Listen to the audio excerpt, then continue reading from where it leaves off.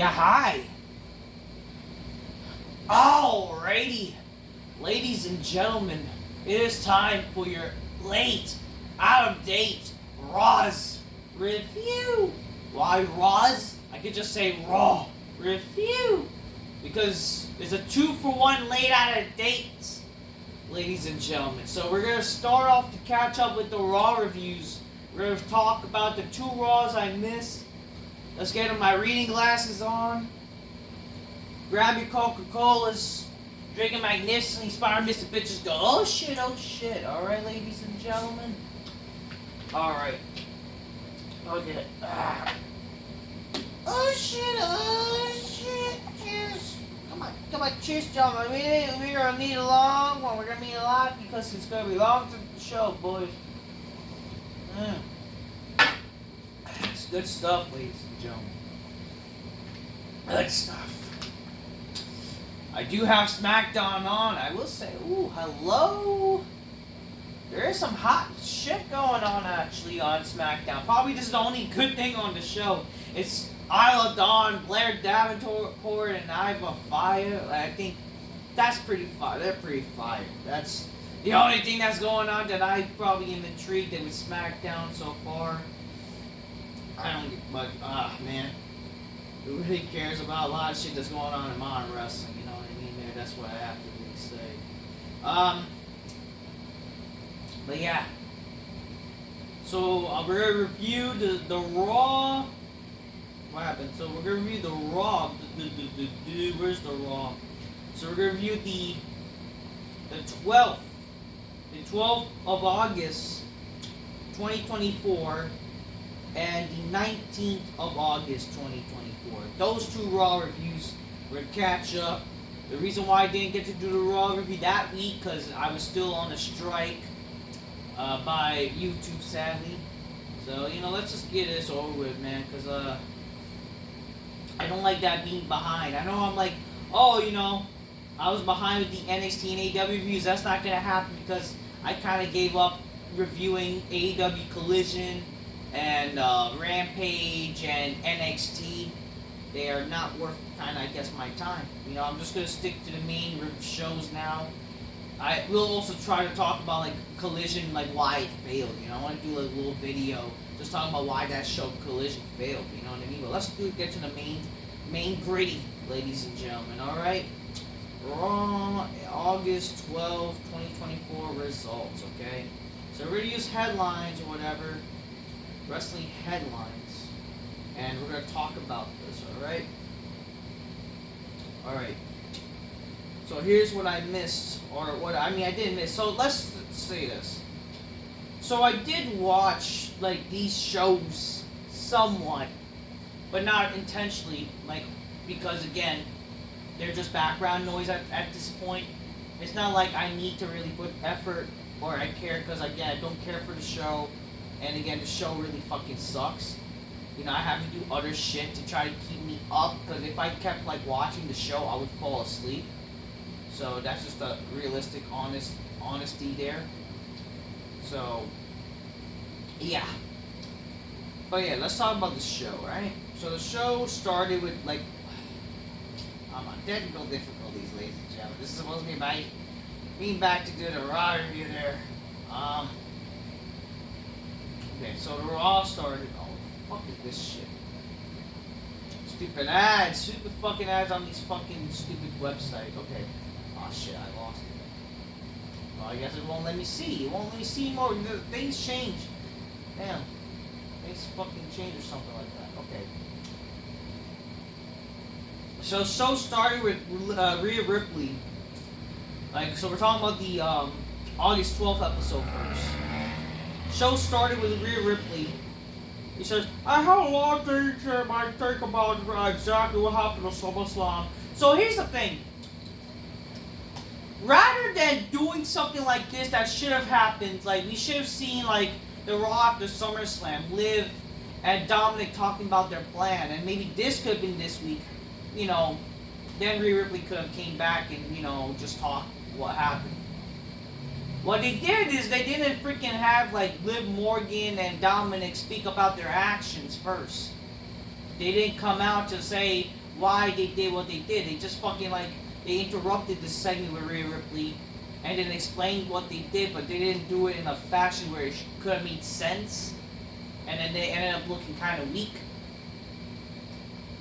I don't know what to tell you. I just think like how they fucking make these stories, and again, the way that they do stories nowadays is fucking stupid. They don't know how to write a show. It's all about just having good matches and whatever, right? That's all their mentality is. It's about having matches. And of course, the unattractive women win. The black bitches beat the fucking hot Irish chicks or whatever. Alright. Rhea Ripley says, I had a lot of things that exactly happened to SummerSlam. I relieved my head every single day since I felt every single emotion you could possibly feel in these situations like this. I felt embarrassment, I felt heartbreak, but right now, the feeling that I'm feeling is I'm feeling really pissed off. Dominic, you stabbed me in the black, and the thing is, that isn't probably something that you heard before. It just wasn't deep enough. I'm getting a sexual reference with this. Even though they refuse to go sexual. You know what I mean? Like how was in the early days of PG era, like even like AJ Lee I remember was mentioned, oh, wiener joke. You know, like something like, yeah, small wiener. And then like, Cena would even mention, to get it, this is a edgy joke. Wiener joke, right? Like how is this like lame than this? I don't even know. Like, you would think, like, again, if supposedly Rhea Ripley, like, loved Dominic, she would fucking talk about, like, how she loved him or something. I don't know. But then they're gonna mention, like, break kayfabe. They managed to break kayfabe during the show, where they mentioned their, you know, all, like, Rhea Ripley, she mentioned, I have another man at home or something like that. Like, literally, that's what she did. She broke kayfabe. Like, I thought we're supposed to believe, you know, they're in a relationship. Again, like, reality, like, it's not surprising. Good morning, managed to run away with my title, but the thing is, you can't run forever. I'm Rhea Bloody Ripley, and it's time that I remind Liv and Dom who exactly I am. I invite you to my ring. Liv and Dominic are in the crowd. It says, hi, Rhea. Hello, I think that Dom has some things to say to get off his chest, and then Dom, so like instead of like, you know, doing it the week prior, they did it this week. Rhea, do you know why I left you for Liv? And then Rhea Ripley says, guys, don't worry. I'm loving the fact that you're booing him too, but I kind of know what, I want to know what you have to say, because I love hearing excuses. Dominic then says, you want to know why I left you for Liv? I am the man and I deserve to be treated like one. You tried to change me instead of letting me be me, and you know how embarrassing it was for you bossing me around. A grown man calling you mommy. You know, I mean, come on, to be fair, that is pretty fucking, like, lame. Like, to fucking call a woman mommy. You know what I mean? Like, but then, like, you know, again, simps in the world, they're okay calling her mommy and shit, and that's a problem. No, I got that girl that called me Natty. Oh, that's cringe. I mean, do y'all like don't y'all want fucking women calling you? I don't fucking know. I don't know. Like some people thought this was fucking cringy, which is like, it's not cringy unless you probably can't get laid or something. She gives me chicken tendies whenever I want. She allows me to play video games whenever I want, and she lets me be me. And she did something you could never do. Finally help me beat my deadbeat dad. Okay, listen. Chicken tendies. Playing video games. What? How is that cool? Like, shouldn't, like, well, I don't know, like, say something like sexual means, like, if you're gonna mention be a man, like, yeah, how about actually mentioning the proper ideas, like, I don't know, not emasculating you, not fucking treating you like a fucking, not a man, and also freaking, I don't know, actually fucking giving you sex, like fucking, hey, fucking mention the real shit, and she's fucking straight up hot. Mention that shit, but no, you know, like, it's gotta be lame shit, cause, you know, I don't fucking know, this company just like to say weird shit, I don't fucking know. I don't know anymore.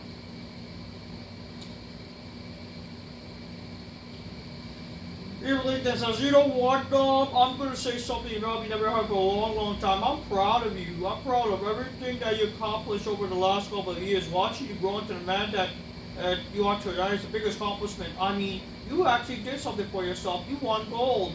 You accomplished so much, but one thing, when it comes to your dad, I just want you to beat him on your own because I wanted there to be no excuses and that you're better than him. But now, I guess since you are making your own decisions like a grown man, I should probably be proud of you for that too. The only problem is a lot of decisions that you'll ever make. I'm sorry, this has made no sense here. Like, you are proud. Again, whatever happened to, like, hating the guy? Like, if you're the heel, why are babyfaces praising the bad guys? And why are sometimes bad guys praising the good guys here? Why are you sort of like, again, they're trying to make this shit 50-50 here. Whatever happened to actually fucking, I don't know, making things make sense of hatred? You're supposed to hate your fucker, not praise the motherfucker! Whatever, I don't know. Makes no sense. That's how modern wrestling is now, sadly. Makes no sense, ladies and gentlemen. Yeah, I don't know.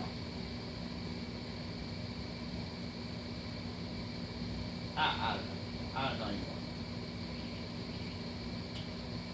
I don't know, something, blah, blah, blah.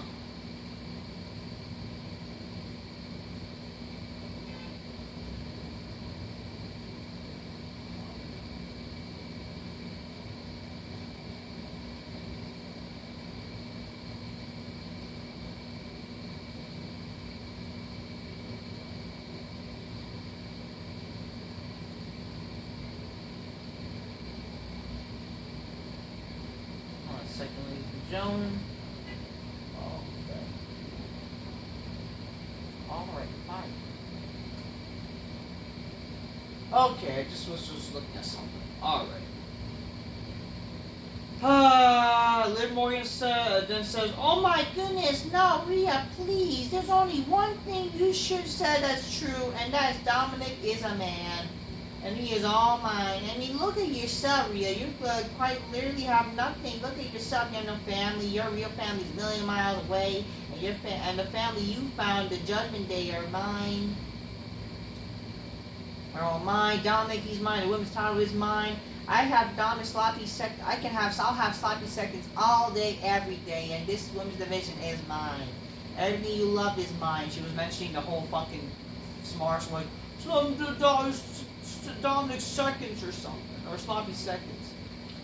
Rhea says, are you done? I would like to shut the hell up. You know, you've taken everything from me, but they actually wrong. Look, I have taken a lot of, but all my weak links. But one thing you really did is you left me standing, Liv. And all along I am standing, I'm going to come in for you, and you're going to have to kill me to stop me. And you know, I'm like flattering that you love the sound of your own voice because we'll be able to find out where you are.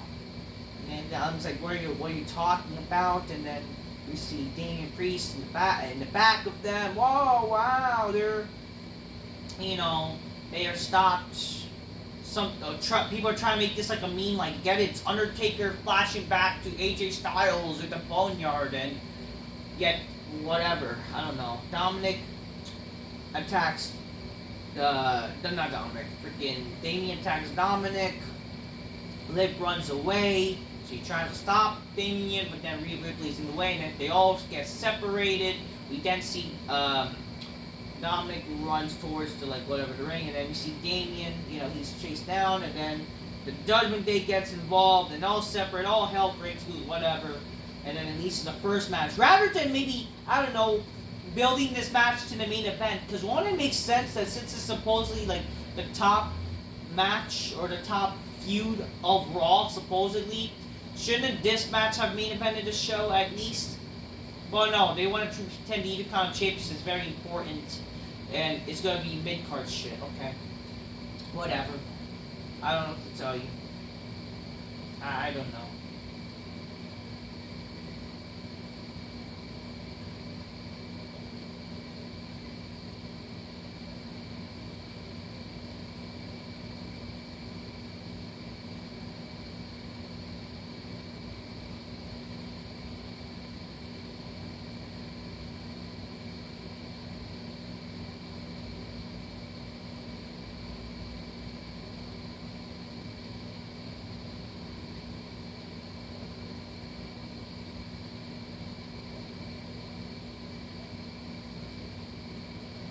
Okay.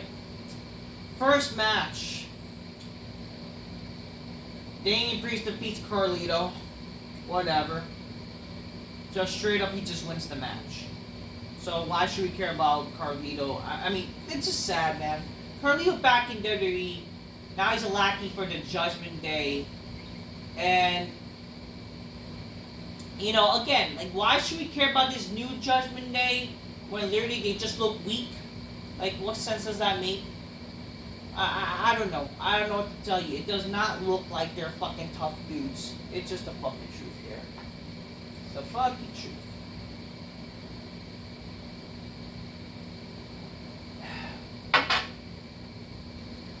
You get both. Okay, before that, we have Ivy Nile. Pulls Maxine 3 over the chat. Ivy says, "That's a bad idea for Maxine to be at ringside during tonight's Texas Tornado match." Ivy suggested that Maxine should join American Made. Maxine says that she's going to stick with her family. Yeah, well, family. Oh wow, what do you fucking do? Who cares? Bo Dallas cuts a promo. Bo Dallas like, everything's coming full circle. It's been very heavy lately. A lot of emotion, especially last week in Baltimore, where it all started. You know, because it's so scary. Oh, yeah. Why? It has come. And we are here there. Something's coming now. Something's happening. Something big. It wasn't working and done. The works must continue. My life is for you. My life is for you. And it's scary. And then Uncle Howard is, I'm here. Woo!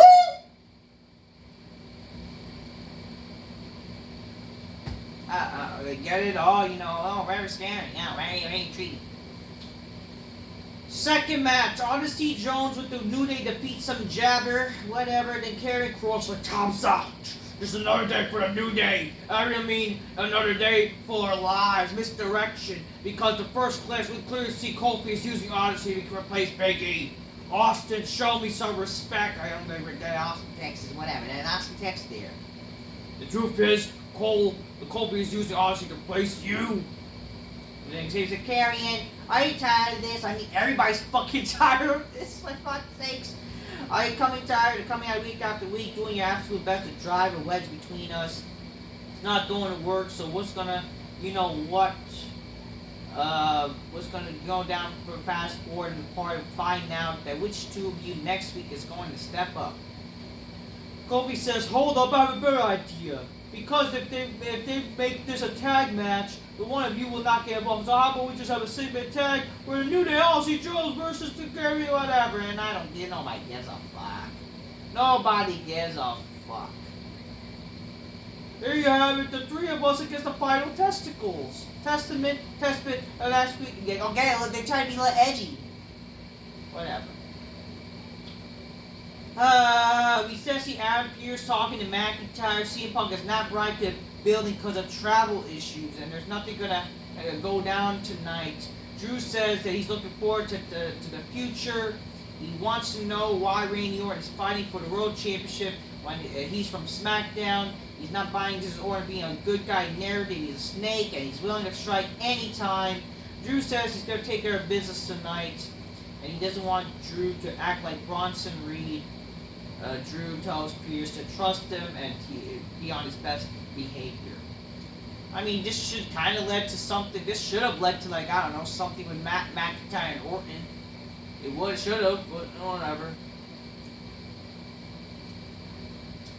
Third match, American Made defeated the Alpha Academy in a Texas Tornado match. When you think of Texas Tornado matches, there should have been no DQs. There should have been hardcore action, and nobody gives a fuck. I didn't know this happened, but I only realized when I was watching Raw this past week for another Raw review I'm going to talk about. Oh, Maxine got hurt. I don't give a fuck.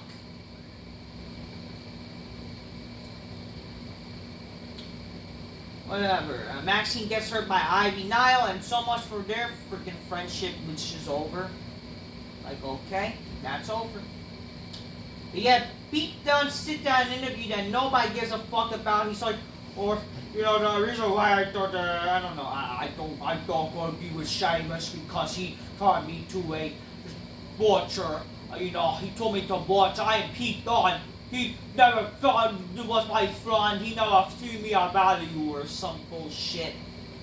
I don't know. Or where's Ridge or whatever.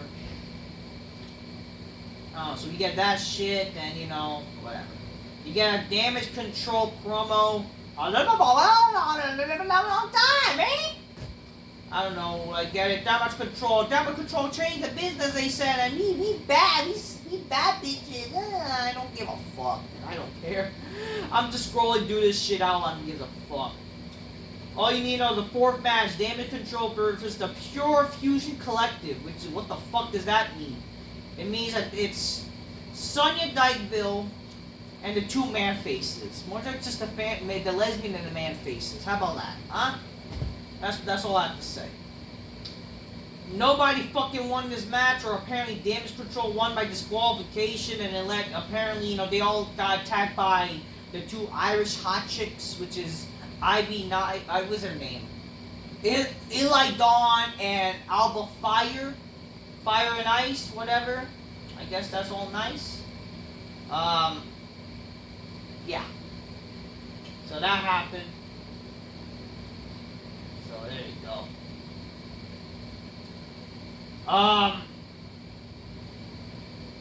So yeah, Damage Control, whatever. So that bullshit happened.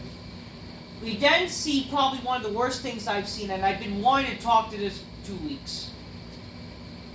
Why is Randy Orton like a fucking cornball babyface here? Why are we having Randy Orton when he was even a babyface like years ago? He used to be, you know, at least not this gay cornball babyface. He used to be at least somewhat ruthless. Why is Randy Orton after like, come on, oh yeah, oh it's great to be here in Dallas, Texas. Oh, it's you know, hey miss, you're a legend. Like, what are we doing here? What are we doing? Like, why is fucking Randy Orton giving pep talks to the Miz as a buddy with him? What are we doing here? Like, Miz, Randy, like, so Miz, he's like giving pep talks to the fucking Miz. It's like, hey, no, you don't need to be afraid. Why are you afraid of Bronson? You're a legend, man. You're a legend. Go show what you're made of against Bronson Reed. Like, what are we doing here? Like, what are we doing here? This is what Randy, like, he's being this cornball, goofy babyface? Like, the fuck are we doing here?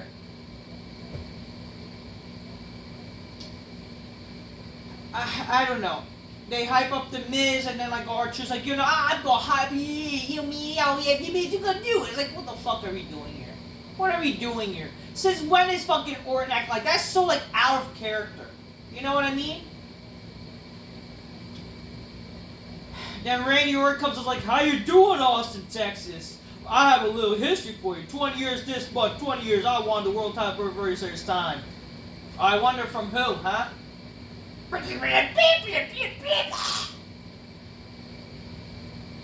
Yeah, I wonder who. Yeah, wow, that 20 years ago, yeah, like, yeah, why are we doing this? Why is Orton, like, trying to get nostalgic? Like, this just reminds people, like, hey, I might as well watch something from 20 years ago rather than this shit, because this shit sucks. You're just basically reminding us, this shit sucks. Why bother watching the current Raw where you can watch the Raw from 20 years ago? That's basically what it is.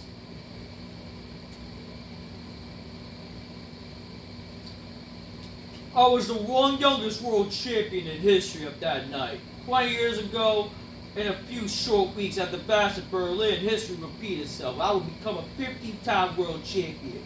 Now, ladies and gentlemen, take a picture. Remember this moment. Remember the atmosphere. Remember a few short weeks at the Bash of Berlin. I'm going to beat this guy. And that Friday night is not going to be free. I'm not going to be free. It's not going to be free anymore. And Monday night is going to be my new home. Like, why is Randy Orton acting like this?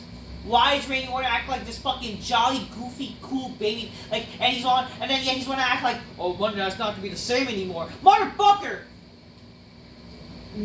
What are you? Like, are you the Undertaker?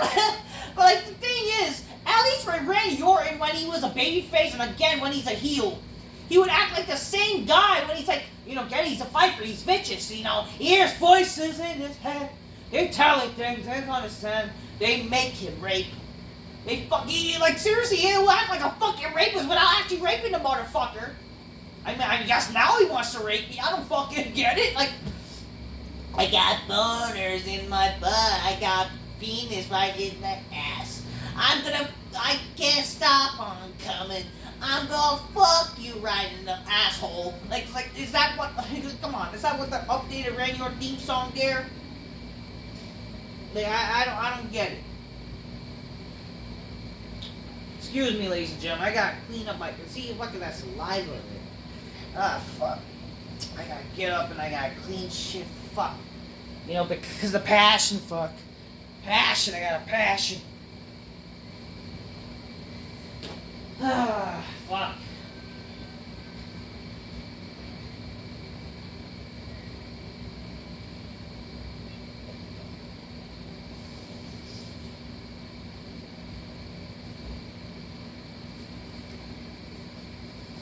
I got that passion, fuck. Passion. Where are you? Well, I gotta clean this shit, huh? Ah, man. Gotta clean. Always, I'm a clean fuck. I know that this might not be good for the video, but it's just how I have to do it, I could always edit it, but I don't have the luxury to edit shit anymore, so we're just going to get along with it, okay? Let's be back to my holiness. Okay? Let me get back to my holiness, shall we? So you're like Randy Orton, again, being this cornball babyface here. Like, what are we doing here? Like, since when this is fucking Orton? I don't know. Then Gunther comes out and says, well, you're right, everybody take a picture of him, memorize this moment, because that's Randy Orton, one of the greatest of all time, but Randy, let's be honest, instead of that, you should be the greatest of all time, the most natural, most physically gifted athlete in this industry you've ever seen. Again, why are babyface and the heels always cheering, like praising, like why are we always praising each other? Since when do people hate each other? This is the problem with this feud also, I want to say. It's like, there's no heat with this feud. There's no heat. There's no hatred. There's no, like, established reason to hate each other. They're praising each other. The only reason why they're fighting each other is because getting King of the Ring. Like, this is the only reason. But there's no other heat than that. They're not building up their heat properly. They're not building up the reason why they should fight each other. You know what I mean, folks? Like, fuck. Like, what are we doing? And again, shouldn't have Orton come out? Again, why did Orton wait till after SummerSlam to confront Gunther? Shouldn't he have confronted Gunther already? Like, that's the fucking problem. We should have had Orton, like, confronting Gunther immediately.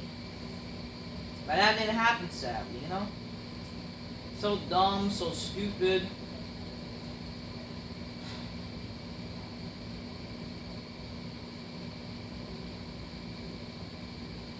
I don't know what to tell you.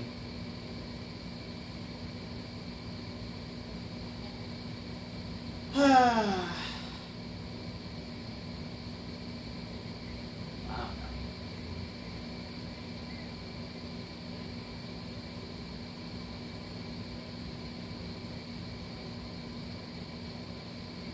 Anyways.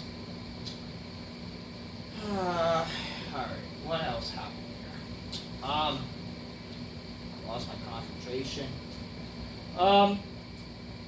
Unlike Potential and Randy, you took all of that and wasted it. Like, how do you waste whatever? Like, he's making up shit,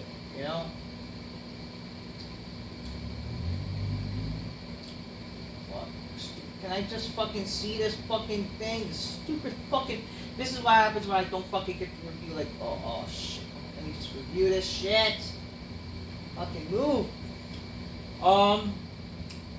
And you took all of that and wasted it. You look better, look at me. Because I want you to understand something. This is the new era, the era of the ring girl. And in my era, there's no room for people to waste their potential. In the future of my era, Randy, you won't play a role anymore. Okay, I don't know how that's supposed to mean. Randy says, I'm gonna stop you right there. I never claimed to be perfect. I made mistakes. I actually made a lot of mistakes. Why is Orton acting like this? What are we doing? Why is he acting like this fucking lame babyface? And why is he all of a sudden like he's talking about making mistakes? What are we doing here? What are we doing here? I actually made a lot of mistakes. I would bet you that I made more mistakes than anybody in that locker room. And here's the thing, Gunther. I don't up to those mistakes. I changed course. You see, I think maybe you forgot what we talked about talking to. Let me remind you who I'm talking. My name is Randy Orton, and I'm the most unpredictable, most violent, most controversial, yet successful WWE superstar in the history of the game. Okay, if you are, then I don't know why you're not fucking delivering in an angry fashion. Why you're talking like you're normal? Why is he talking like he's like, yo, I'm a cool man. You know, I've made mistakes, bro. Like, he's like trying to act like cool. Like, I don't know, act vicious, you fucking asshole. Like, holy shit. This is not the Randy Orton I remember. The most confident yet successful WWE superstar in the history of the game. And you know, you say this is a curse, my friend, you got it all wrong. I look at this as a curse. Why you gotta saying my? I am the most predictable, most violent, most controversial, successful WWE in history of the game, and you call it a curse. I look at it as a gift. Now you can have your opinion, and I've done making my way the entire time. And I will always do my way, the American way. I got 5 beautiful kids at home. I got a hot-ass smoke show of white waiting for me back to sing with a... Why are we doing... This is Randy Orton. Randy Orton never fucking cut promos like this. What are we doing? Holy shit. And a cherry top Gunther. I'm 14 times, soon be 15-time world champion. And soon I'll appreciate your opinion, but I'm pretty much very good at myself. Like, again, how is this a good... What kind of promo is this? What kind of promo is this? What are we doing? How is this Randy Orton? I don't know. Gunther says, Randy, then that's good for you, but I got stuck one year. You said that you're unpredictable. I think the opposite. I think you're very predictable. Like, so let me predict a few things for you. Predictable number 1. I'm going to beat the living beating out of you in a lifetime when we meet in Berlin. Number 2, because of that, Randy, you will never be world champion again. And again, Wonders showed you that. And Randy, let me be honest, when it really matters, you're really screwed up. You're always screwed up. Like, when has Orton ever screwed things up? Like, you're acting like he was never world champion. Oh, how does that make any fucking sense? Like, this was never established. Like, it's not like he's fucking Jeff Hardy or some stupid shit. Where he, like, constantly loses title matches and all of a sudden wins. Like, how does that make any fucking sense here? Listen to me, I don't want to throw you like this like an insult, but because it comes naturally to you. Because your grandfather was a screw-up, your father was a screw-up, and you are the biggest screw-up of them all. So again, this makes no sense because this was never like, again, Randy Orton is not like some screw-up. Like, how does that mean that his character was ever a screw-up? Like, this shit makes no sense. You know what I mean? It makes no sense at all. Like, I don't know what to tell you.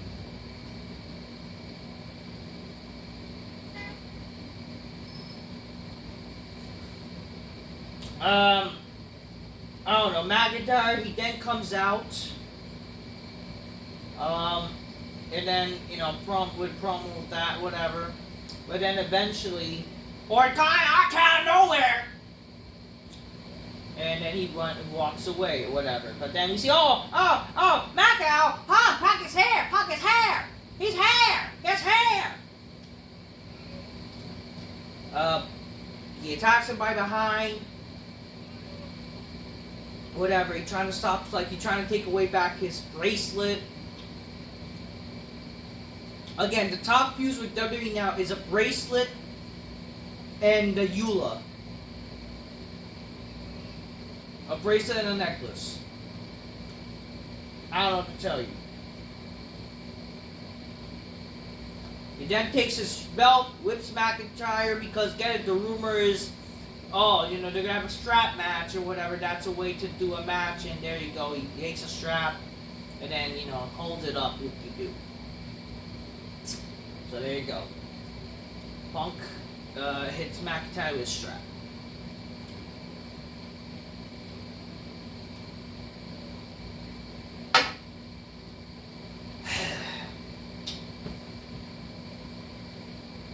James is then seen talking to Jackie Redmond. So why Pete Dunne has so much resentment to him? And then we see Pete Dunne proceeds to attack James Slay, which was like what, Finley's weapon. CM tends to tell Captain Kelly like, I'll figure I'll show up in the building, but McIntyre wouldn't. That's why I lied about having travel issues. So get it, he lied about having travel issues. He was in the Captain Kelly hasn't mentioned like we were on the same flights. Like whatever. But yeah, like CM Punk then says, whatever. McIntyre McIntyre wouldn't show up here like man. We all know saw how fast he ran away from the building. And it's not about the bracelet. Hell, Drew could keep the bracelet. There's a context and the name on the bracelet. I'm not gonna allow that. About talking about AJ or Larry about repercussions. I call it. That's why I came to Texas. This will not stop. I put my hands on McIntyre, and I'll call. And he calls him hypocrite, claiming he has travel issues, but a man hates CM Punk. Certainly cares a lot about him, and he's running on the flight he picked. And he makes a hint of, I don't know. He makes a hint of a strap match, basically.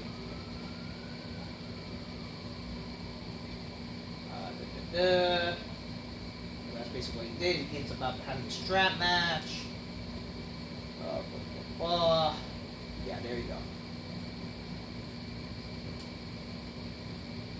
Fifth match. Miz loses to Bronson Reed. Then Bronson Reed attacks Miz and R-Truth with a bunch of tsunami. Whatever. Then we had Jey Uso. He hypes up Sammy. He said, "Yo, do not Uso. You're gonna become any kind of champ, Uso, and we go after those tag titles, Uso." Whatever. Then we had a mixed tag match is announced.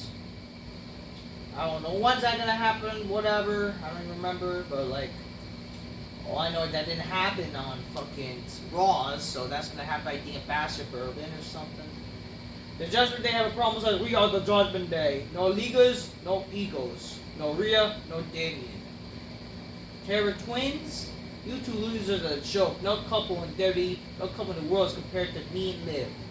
And Liv Morgan then said, in a few weeks on the Judgment Day Revenge Tour, we're gonna need to stop this Bastard Berlin. And we're gonna make Damien and Rhea pay for their putting their hands on the most gorgeous man in the world. Then Balor says, "Oh, and Damien, watch out, because Backstabber's Balor is abound." I don't know how that makes any sense, but okay. I don't care. Whatever. We get next weekend, which happened on this past Raw. The Unholy Union will bet their tag titles on shitty two-tag number contenders. We get the New Day and Aussie Jones versus Final Testament, and then Sheamus with Kai Pete Dunne. You would think that Sheamus versus Pete Dunne would be a match they would plan. So much for their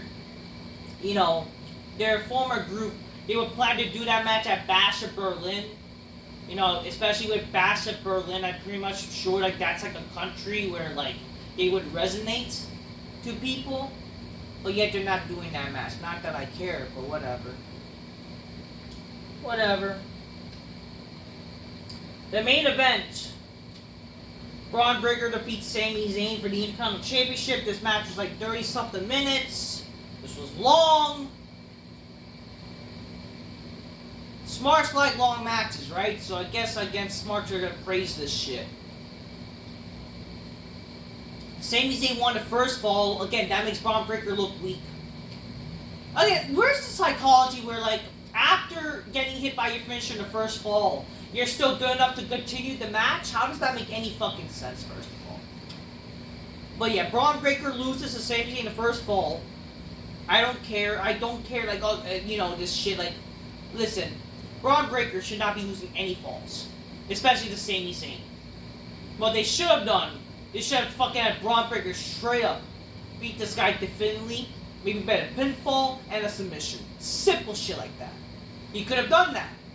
But no, we gotta, keep Sami Zayn looking strong. You gotta have one little pinfall. You gotta make the Smarks happy to go through our pre-falls, bullshit, blah blah blah, predictable bullshit wrestling. How the fuck does fucking Sami Zayn kick out of a Frankensteiner from a Steiner? Like, come on, what are we doing here? Anyways, fucking Braun Breaker, he, I guess he beats him with a spear and another spear, whoop-de-doo. Okay. He won the other two falls. Shouldn't have lost to Sami Zayn, I'm sorry. The truth. Heck, even a disqualification whip, it's something. Like, come on. Like, whatever. So that was the first week of Raw that I missed that I didn't do a review of. That was from the August 12th edition. And that show was very sucky, very boring. And I don't care. Now, let's move on to the Raw from this past week, which is basically the, was it 19th, I think? Yeah. So, let's move on. So that now, officially, we're going to go to our second Raw review of this portion of the review that we're going to talk about, okay? I'm kind of getting tired of fucking talking about this, huh? Anyways. Second show, whatever. So another Raw, right? So this was from the August 19th edition. The show started with Randy Orton and Gunther, whatever, Gunther, Orton. Randy then says, like, South Florida, you guys found my froggy tonight. Like, what are we doing? Like, why are they fucking... What is Randy Orton doing? Why is he fucking talking like this? This is not how Orton talks. Like, what a joke. Like, what are we doing? Like, why is he talking like this?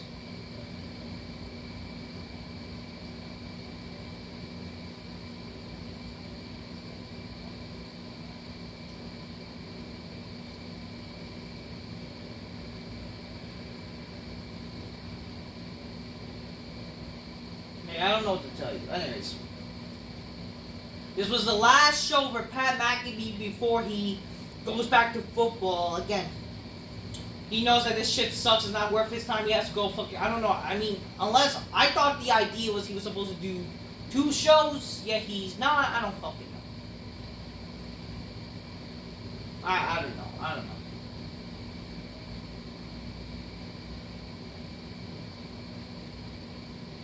I don't tell you, I don't care. The show started with Randy Orton. He's like being on Cornball Babyface. I don't fucking get it.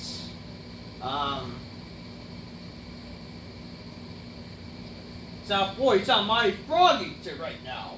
What's up with you? Well, check it out. It's been a minute since I've done this, so bear with me. I want to say, look, ladies and gentlemen, welcome to Monday Night Raw. So you have to act like this corny baby face. It's like, oh my god, all these stupid wrestlers nowadays have to say, welcome to Monday Night Raw.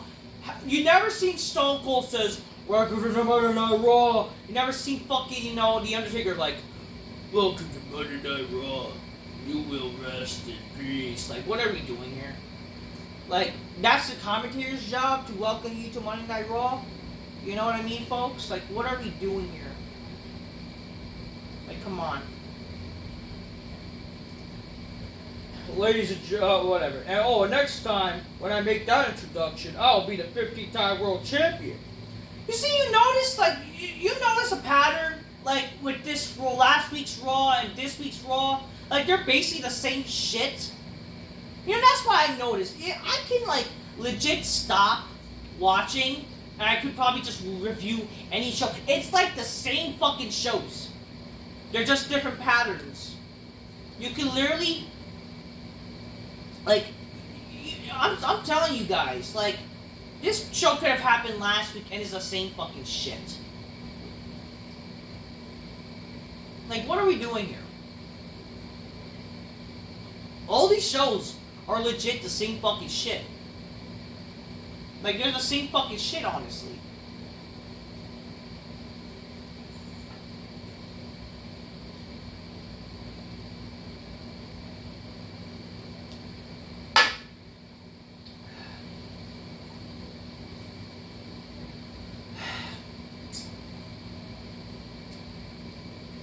Like, you just mix them up, it's the same shit. They're just like, oh, get it out of order. It's, again, all these Raws are like, we're gonna, you know, take each Raw, mix it up a little bit. It's just like fucking, you know, when you copy somebody's homework and you mix it up a little bit to make it seem like it's yours, just like an essay. It's basically that, okay? It's just like that. It's copying somebody's work and mixing it up. But it's like, it's just as shitty every week. It's a shitty fucking, you're copying, but the difference is, it's like you're copying off a lazy, shitty writer and just repeating the same shit they're doing, but like just mixing up a little bit to make it seem like it's good, you know, it's your own. That's what WWE's doing. They're not even ripping off good storylines. They're not even ripping off stuff that was good. They're just doing the shittiest way of lazy content creation crap. That's what they're doing. It's just legit just to create content. They're putting this shit on YouTube. It's just content creation. It's like those YouTubers that create the same fucking shit. It's the content creation crap.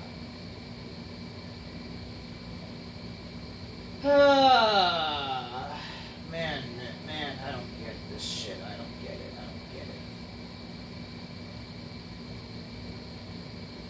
Fucking A. Anyways,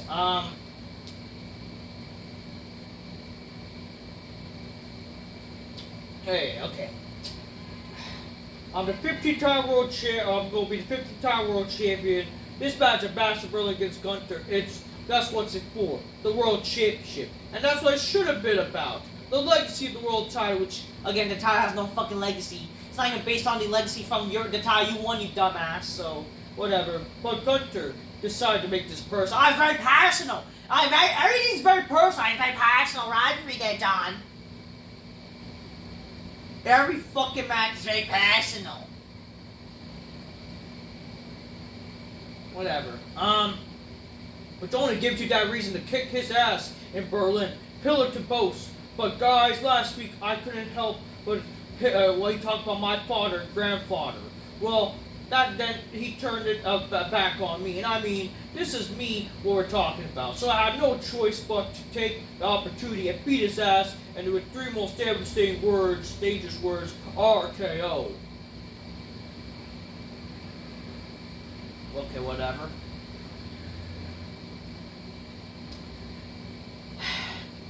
Gunther then comes and says, Randy, the only thing I need you to do is the fact that you go the fact that goes to Randy and everybody else here. What you need to do is this, and all these Florida rednecks in here to do right now is shut up and listen to what I have to say. Randy, look at me. I want you to know that you're cheating here. Or you mean you're celebrating here. You're celebrating that I turned my back on you. You spun me around and hit me with an RKO on me. Well, Randy, celebrate it. Because you're only celebrating because you're going to. Yeah. Because you're going to do what you did is verbalize some sort of support for this man. Since there seems to be some very hype and see me get RKO'd again, but I came here to let you know I'm not going to let that happen again. And since everybody, including me, is well aware of how dangerous the move over the RKO is, let me no option. Because once I'm done with you in Berlin, I'm going to leave you in a bloody mess. And I'm going to leave you exposed, Randy. And you're going to really, what you really are, a very successful but underachieving one-trick pony. So again, he went from saying that this guy can't deliver anything, broken promises, whatever, and yet he fucking is like a one-trick pony, meaning that he's only could be accomplished for like something like one time. Even though Orton was like a 14-time champion, like the fuck does that? I don't know. Randy says, man, Gunther, you keep running your mouth and running your mouth. It's going to make it much more of an uncomfortable fight for you over in Berlin. That's going to be 8 an hour, 8.5 hours in the year, 35 million. So now fucking Orton is a fucking meologist and whatever, talking about fucking bullshit. What are we doing here?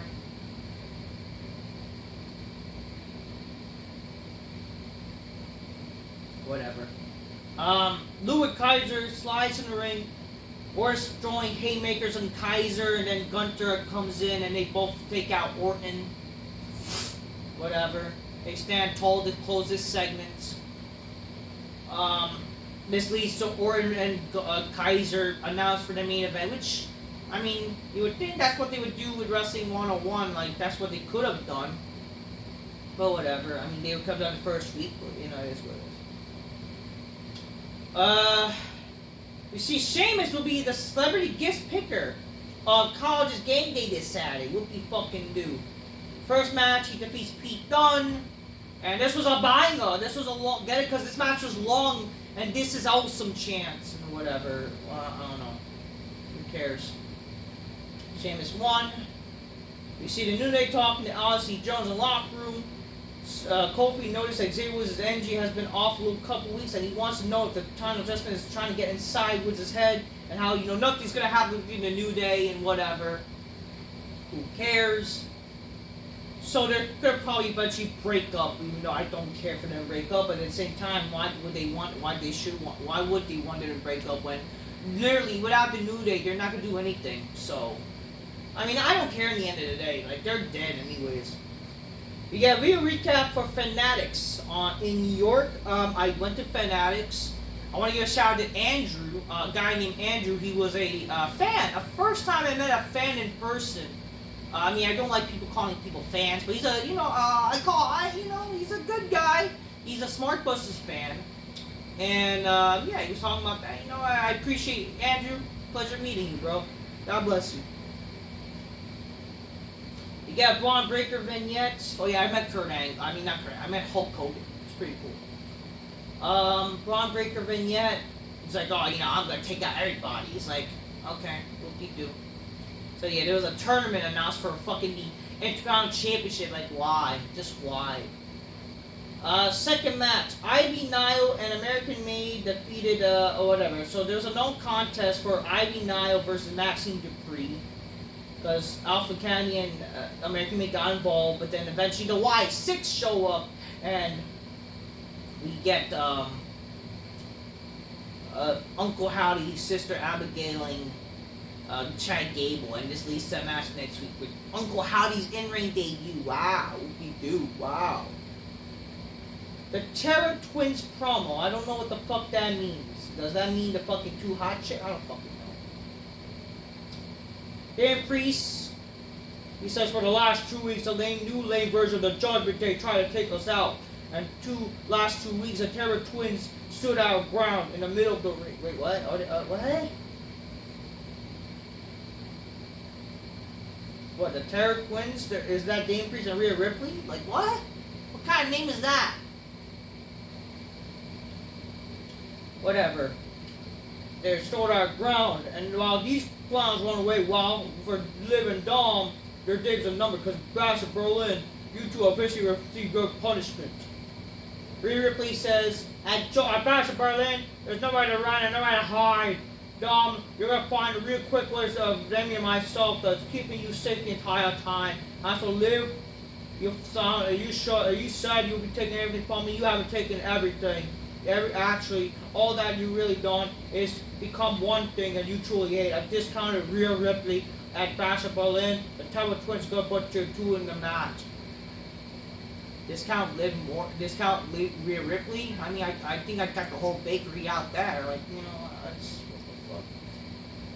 Whatever.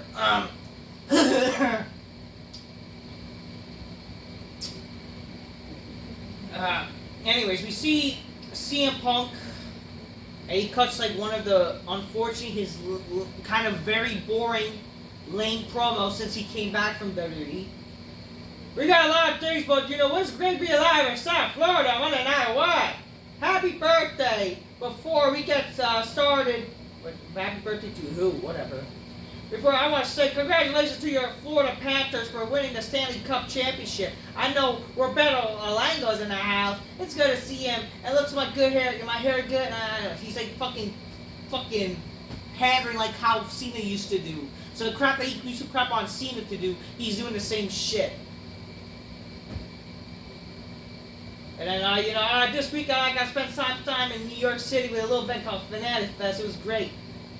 Someone in the green room has been signing and taking pictures of lovely fans, and he acts like the hot street W right now, selling out buildings all over the world. He asked me, why do you see Punk want to be such a hot, think you're such a hot streak? The answer's easy.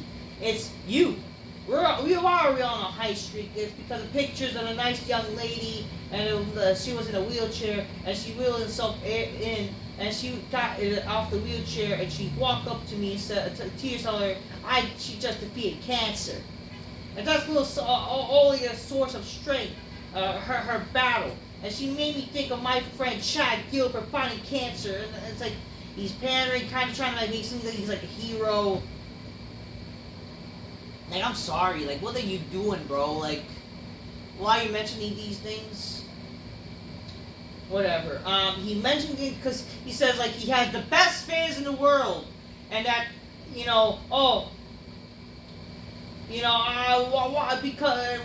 it's because we fans hand me bracelets. Like, why I mentioned it? Because fans hand me bracelets that took time to make. And maybe insignificant others, but maybe it's a Taylor Swift thing. But let's face it, I'm the Taylor Swift for men. CM Punk said he's a Taylor Swift for men, and that immediately is a fucking big turnoff, I gotta tell you. Like, what kind of man says that? And how is that fucking cool? Who the fuck wants to be the Taylor Swift for men? That's some lame shit. And bracelets like these, made by fans like you, sharing the love exactly the bracelet that Drew McIntyre took of the unconscious body that he shoved on me, my hometown Chicago, Illinois. So, talking about love, talking about hate now, the flip side of the coin, Drew McIntyre, what Drew says, he hates me and wants nothing to do with me. Got victory. Somerset wants me to wash his hands and walk away, but he made it personal. I say personal. He said he hates me, but he loves me, he says to me, he wants to stay connected with me, wants the bracelet with my beautiful wife's name on it, and brings him the news and have to share. You want to hear the news? My biggest hater is my biggest fan. So I went ahead, fucking hey, stupid fucking ad. He says I went ahead, god damn.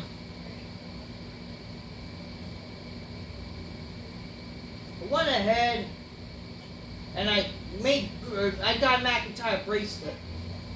And I talked to Adam Pierce, and let's McIntyre's chicken, Saturday, August 31st, Berlin, strap match. And it's untangled. And I mean, we'll have lettered Drews on once, and then we'll get to tap all four corners, lasting scars, and then you'll never forget the name CM Punk. So, it's official, they're going to have a strap match.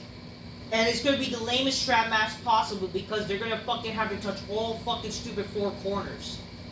The only match like that ever worked and that was cool to do all four corners is when fucking like Eddie Guerrero and JBL had their match. Like listen, strap matches where you have to touch all four corners, or the Russian chain match. Those matches are like the lamest fucking matches you can do. Okay? They are the lamest fucking matches you can legit fucking do.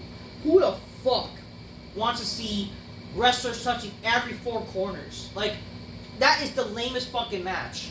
Okay? The purpose of a strap match should be like, restricting the wrestler from running away from the other person. And then they win the fucking match, right? They win the match with pinfall and submission. But no, they're gonna do the stupid fucking way where they gotta fucking touch all fucking stupid corners. See, tag here, tag over here, tag here. Great! That's what I want to see. I want to see, touching the corner, the game. That's what I want to see, supposedly. Like, what are we doing here? Touching the four-corner match. Like, that is the link. Like, every time, most cases, when WWE do those type of matches, it's the lamest fucking shit.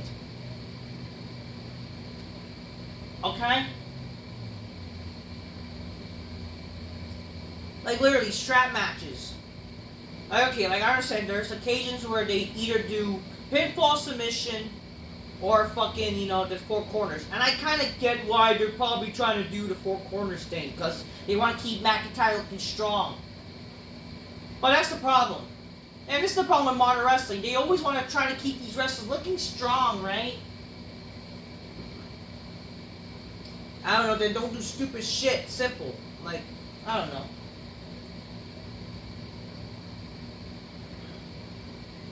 It's like you guys don't have any fucking ideas. Like, that's the fucking thing. But come on, strap match. Great. Four corners. That's what we want to see, huh? McIntyre comes out, he says, I've been thinking a lot about this all week. What am I going to do to you? Last week you embarrassed me, whooped me like a planted child. And I've been having all these fantasies of violence that I'm going to bring upon you. And you challenge me to a strap match? I have a question, and I'm 100% serious right now. Have you started drinking? Have you seen me? A strap match? I accept. But the next week, I can't wait the whole week. I need a receipt for what happened last week. For my scars in the back, the full loyal. You want to see little tease of McIntyre Punk right now? You'll lose that strap. And let's give them a show. I mean, if you want to make things intriguing, like, they should be doing a strap match on Raw. Like, God forbid doing shit on Raw, you know, to make people care. Whatever, but they won't. You know, it's cock tease shit. CM Punk says, lose the strap. We'll give them a teaser. We gave a teaser last week. I saw we gave a full motion picture this week. Or I'll tell you what, McIntyre. Because I'm not afraid, I'll give you the strap and you give me the bracelet. McIntyre says, no, you're a liar. Last week you lied to me about it. You thought you could attack me from behind. I'll give you the bracelet. I'll try to get in the ring and you'll open me like a dog. Not a chance. And besides, April and Larry are so much safer than having the home of Drew McIntyre. Punk says, unlike you in Berlin, you won't be safe because it won't be me who's attached to you. It's you that attached to me. And that's how the promo ends. This promo, I'm sorry, was like one of the lamer Punk promos I've heard. Okay? It wasn't the worst thing, but my God. Like half the promo, it's just I did not care. Went on and on and on and just dumb shit. Him talking about, you know, oh, I'm the Taylor Swift for men. Trying to pander to the crowd, act like he's some goody two-shoes with his history over the years. And then, oh, great strap, and I want my bracelet back. They're fighting over a bracelet.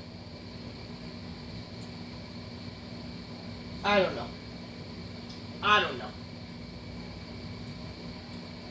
Liv and Dom cut a promo. Liv says, Rhea Dominic, if you two think you have stand a chance against us, Flash Berlin, you must be on your minds. Because most of us are down to come with WWE, and besides, nobody lays a finger at Daddy Dom and gets away with it. Sebastian Berlin will be on top where exactly we like it. Dominic then says, you know what, Damien? I like to see you wait for Dash and learn to get your hands on you. I want you one-on-one tonight. I mean, this should be a main event, I guess, but at the same time, whatever. I don't give a fuck. They want some match, whatever. The third match, the New Day and Odyssey Jones defeats the Final Testament. Nobody cares about the Final Testament, whatever. The Final Testament's just done. There's like a... Since this, there was like a backstage promo that was uploaded on YouTube of the Final Testament, which is Carrion and Scarlett, and then he says, you won a life. Okay, you may win a life, but my God, you're a fucking loser in the ring, so why should we care? I mean, don't get me wrong, fucking Scarlett Bordeaux, fucking hot as fuck. If I get my big black cat, I'd go, oh shit, but my God, who the fuck cares about this crap? Like, seriously, what are we doing here? Damien Priest, whatever. Damien Priest says he's knowingly walking in the trash, but that will stop him from taking out the Judgment Day. We get an Alpha promo, Alpha tribute. Rest in peace, Alpha. Oh yeah, rest in peace to Kevin Sullivan. Oh, but Benoit, shut up, fuck you. Bronson Reed defeats the Miz in a no disqualification match. I don't really care. But then Braun Strowman shows up. Wow, whoop-de-doo. I mean, for an ODQ match, I did not really care. I'll get weapons. At least it was a different match, not just some regular same fucking match. Like, they're doing this. They've been doing, what is it, Carmelo Hayes and Andrade so many times. Like, what are we doing here? Whatever. Bronson Reed won, and then he gets confronted by Braun Strowman. Sheamus says, so, you know, I put on a banger.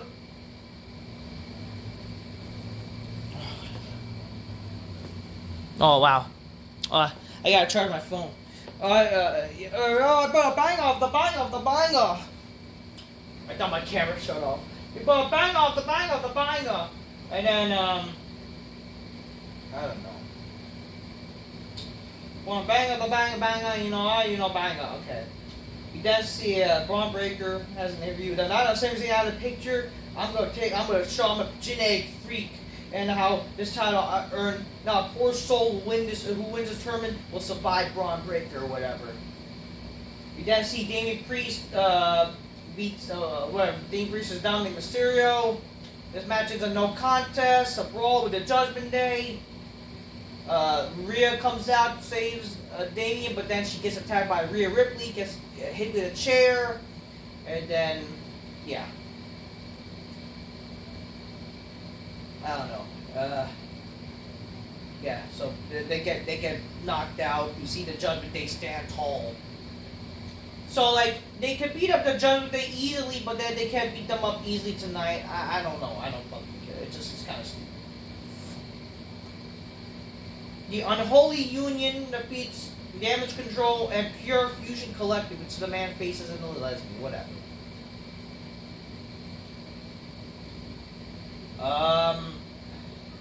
Then the main event.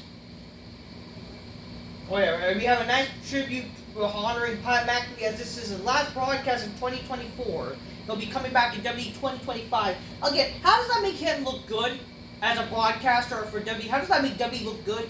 Like, come on here, what are we doing?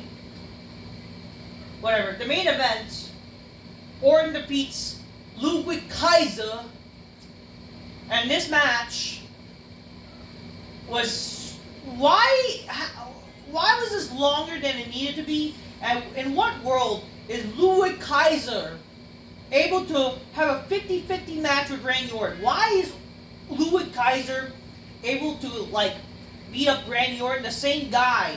Again, if this was back in the day when wrestling made sense, Orton should have beat this guy in like this. Like, what are we doing here?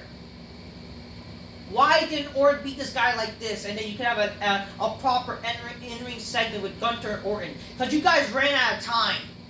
Like, they ran out of time to, like, I don't know what the fuck the plan was, unless the plan was for them to shut off when Orton and Gunther were fighting each other. Again, this is the problem with WWE. They run out of time. They don't know how to end their show properly anymore. Anyways, the show ends with Gunther and Orton brawling, and it looks stupid. It looked like they had a little bit of extra time and they didn't know how to end the show properly. You know what I mean? And it's like, okay, fuck, we'll end with a brawl, and at the same time, it's a weird sense that they didn't know how to end the show, but at the same time they were running out of time. They just went on a fly. It's so stupid. It's so stupid. Apparently, off screen, Orton stood tall just to make the fans happy. But that's, like, it's so stupid, you know what I mean? Like, how the fuck does this all make any fucking sense? Again, in the end of the day, do you notice how this show was, like, somewhat similar to last week? It just, they changed up a little bit what happened last week to this week?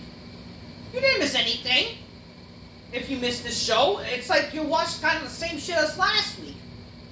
Wrestling used to be like, you have to not miss anything that happened. But whatever, that's Raw for you. That's the two Raws that I did not get to review that I finally review now. All the way to sum up, McIntyre and Punk's promo, their feud, they're fighting over a fucking bracelet. This kind of derailing their blood feud. Orton is a cornball babyface, why?